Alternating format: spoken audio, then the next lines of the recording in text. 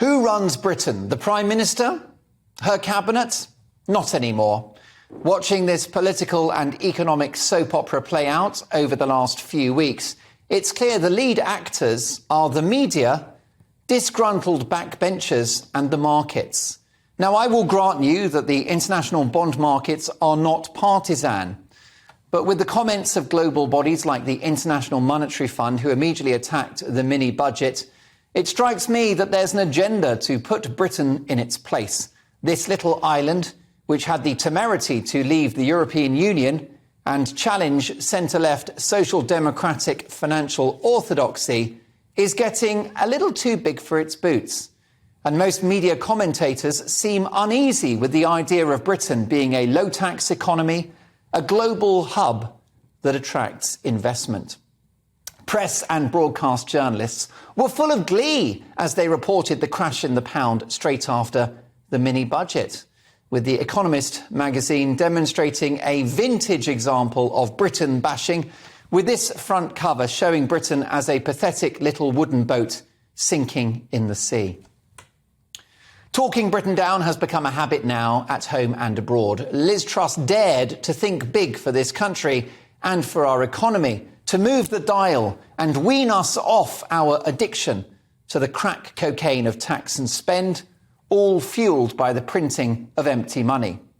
Yes, we're facing massive economic headwinds, but it's my view that we are in a dire political crisis too, with a perfectly able and experienced politician in Liz Truss literally unable to do her job and fulfil the mandate upon which she was elected by her party's own membership. Everything in this so-called controversial budget was something she said she was going to do from day one. Don't get me wrong, Truss's press conference today was a more painful watch than the movie Cats. And now the claws are out for Liz Truss, someone who entered number 10 as a big beast of the jungle, but may leave it a pussycat. So who runs Britain? Well, yes, it's the markets and the press by the looks of it. But most concerningly, the person that now really runs Britain is new Chancellor Jeremy Hunt. Absolved of any connection to the current economic crisis, he has supreme political authority.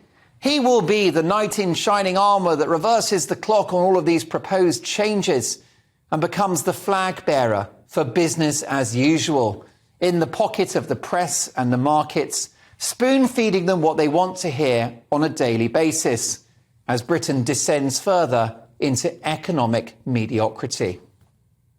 Jeremy Hunt is now arguably the most powerful person in the cabinet, ahead even of Liz Truss.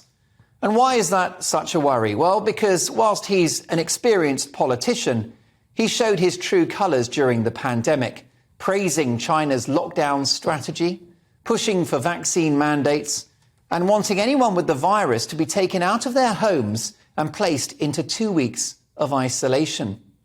Alongside independent sage, Hunt was the highest profile political voice in support of zero COVID, which would have been a catastrophe for Britain. And now he gets the second most important job in government. Check this out from Bernie Spoforth, a political commentator, who rages, Jeremy Hunt wants people to wear masks even when they have a common cold. This is now authoritarian Britain, where you will do as you are told or else. What an utter disgrace. This lockdown-loving globalist Remainer is the opposite of everything Liz Truss stands for. He's Keir Starmer's stunt double or worse. Why has Truss done this? With this appointment, the PM has effectively cancelled herself. What was she thinking? Hunt is not good. Hunt is not the man for this job, and it's a worry that he's got it.